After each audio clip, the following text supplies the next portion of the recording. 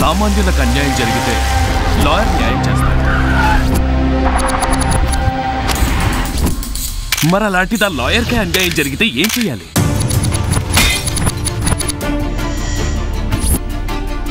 వంద మంది దోషులు తప్పించుకున్నా పర్వాలేదు, ఒక నిర్దోషికి శిక్ష పడకూడదు అంటారు.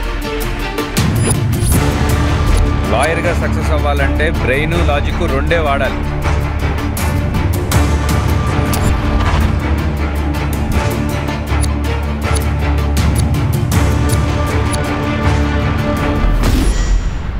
మీ నాన్నకు కావలసింది నువ్వు కేసు గెలవడం కాదురా, ఒక నిజాన్ని కాపాడడం.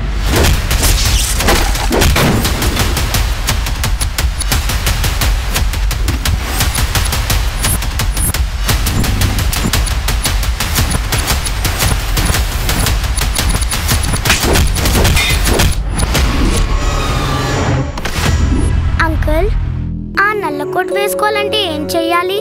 ఆ నల్ల కోట్ వేసుకోవాలంటే లా చదవాలి.